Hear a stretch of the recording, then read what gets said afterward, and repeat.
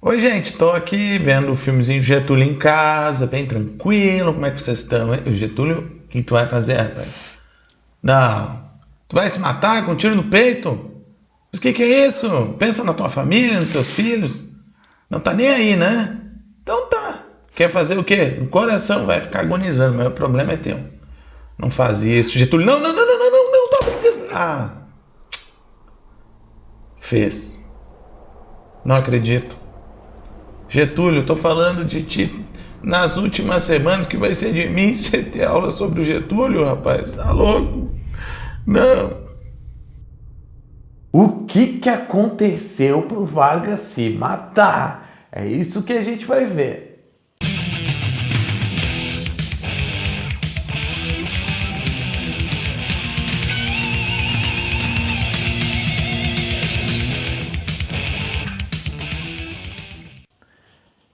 Gente, mais um episódio da era populista no Brasil, a era dos governos populistas, o governo Vargas, de 1951 a 1954.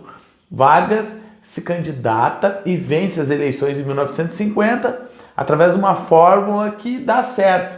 Ele se candidata por um partido menor, né, o PTB, que era o menor dos seus partidos, porque ele tem dois, o PSD era o maior, a gente viu na aula anterior, e ele faz várias alianças, né, para conseguir se candidatar, inclusive com o próprio PSD.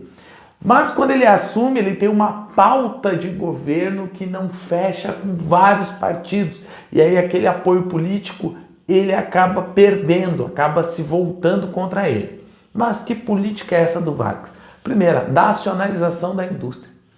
Ele cria, por exemplo, o BNDES, que é um Banco Nacional do Desenvolvimento Econômico. Esse banco serve para financiar, né, a criação de indústrias no Brasil. Ele usa a sua fábrica de motores do Brasil, que ele tinha criado lá no Estado Novo, para tentar alicerçar uma produção nacional de caminhões, que depois vai virar de veículos, e assim a gente vai ter um crescimento, né, da indústria automobilística no Brasil.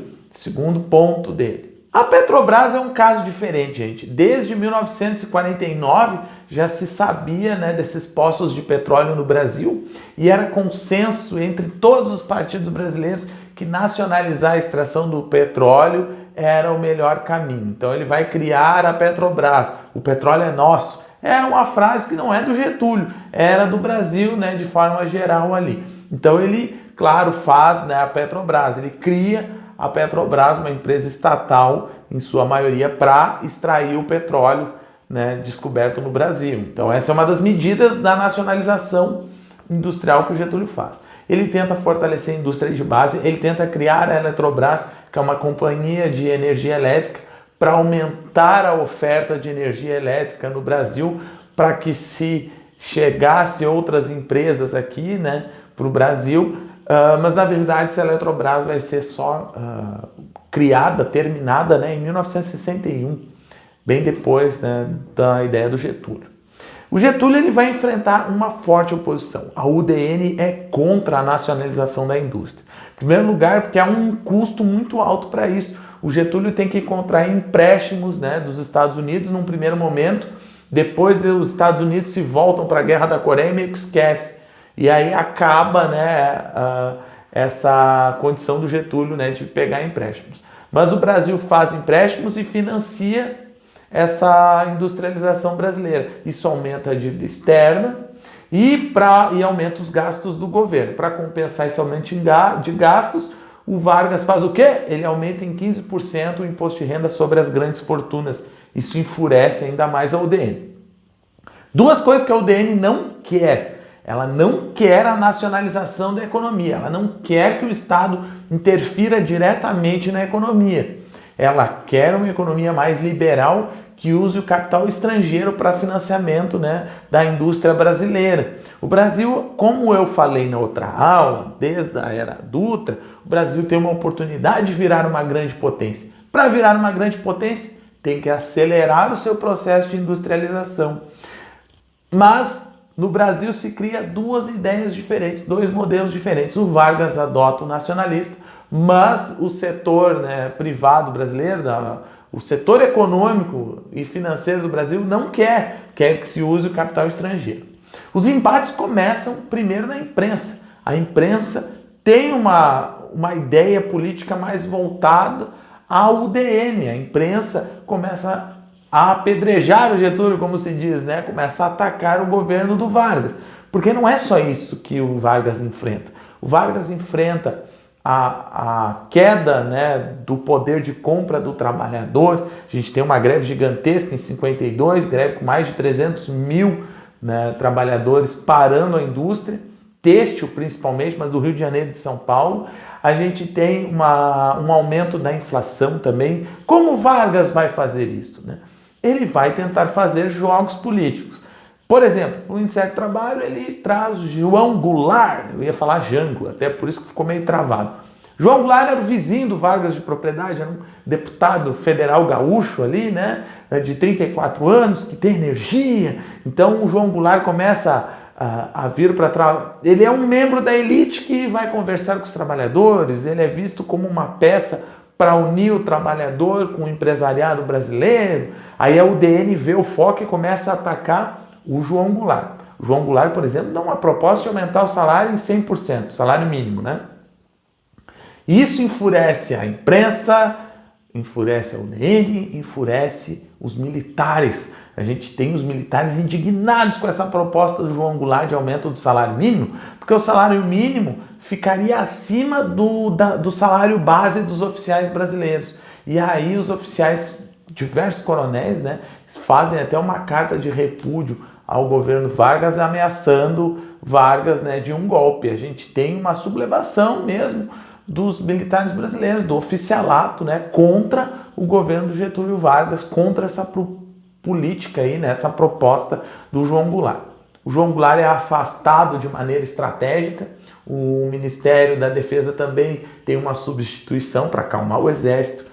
Mas o Getúlio Vargas usa essa premissa do salário mínimo e continua, né, essa política do João Goulart, realmente dá um aumento, né, do salário mínimo aos trabalhadores da cidade. No campo não tem isso, né? A campanha dos jornais começa a se acirrar e o Vargas ele fomenta a criação de uma imprensa própria, que seria, né, o jornal Última Hora. Vargas dá diversos privilégios para a criação desse jornal, que seria um jornal governista, é um jornal de linguagem mais rápida, com uma tiragem alta, que começa a competir com um grande conglomerado da imprensa brasileira. E aí a gente tem um embate. O Carlos Lacerda, que era dono da Tribuna de Imprensa, um dos jornais que tinha média circulação no Rio de Janeiro, né, começa a acusar o Vargas de ter feito favorecimento, né, de usar a máquina pública para favorecer o Última Hora aí. E aí a gente começa a ter um embate muito grande, né, um descontentamento muito grande desse setor ali do governo Vargas com o Carlos Lacerda. O Gregório, um dos seguranças, Gregório Fortunato, que é o chefe da guarda do Getúlio, a gente não sabe o porquê, ele toma uma atitude de mandar matar, né, o Carlos Lacerda.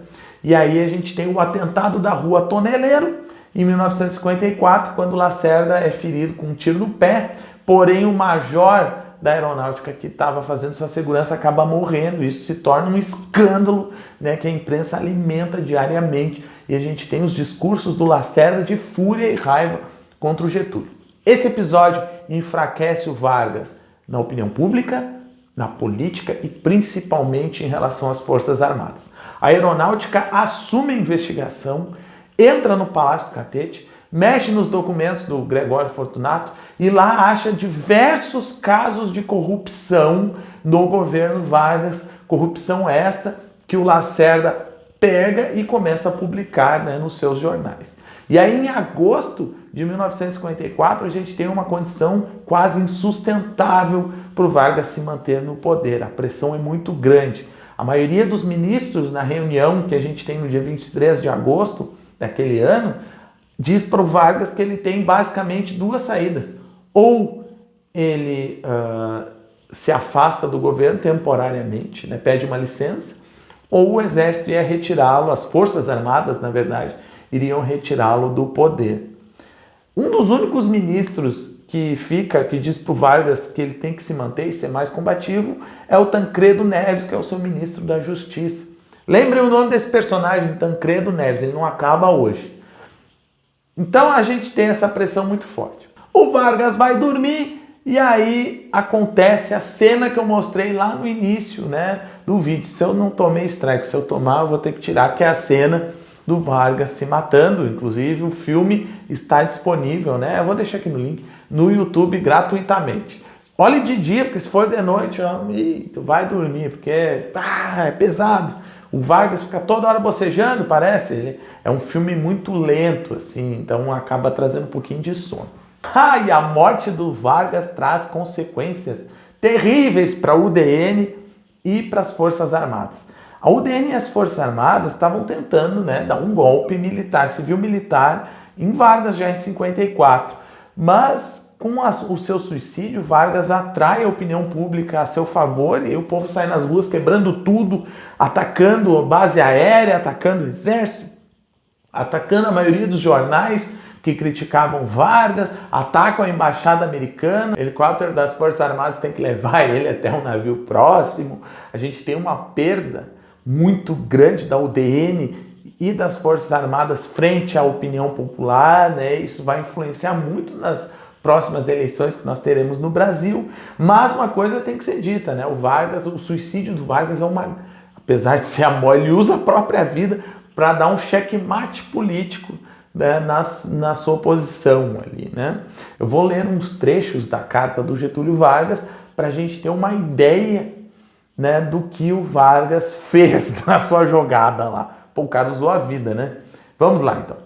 Se as aves de rapina querem o sangue de alguém, querem continuar sugando o povo brasileiro, eu ofereço em holocausto a minha vida. Essas frases a carta inteira foi lida nas rádios, né, e foi publicada nos jornais da época.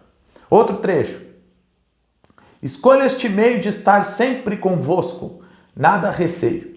Serenamente dou o primeiro passo no caminho da eternidade e saio da vida para entrar na história.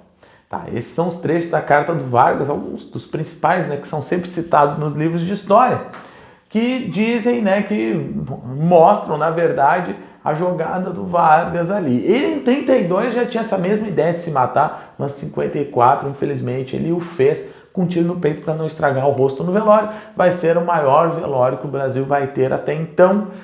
Só vai ser superado em 1994, né, com o velório do Ayrton Senna, mas aí a população já era 3 vezes maior. Tá bom, gente? Eu espero que você tenha entendido. Qualquer coisa é só colocar aí nos comentários, tá bom? Um grande abraço, muito obrigado e até a próxima aula. Tchau, tchau.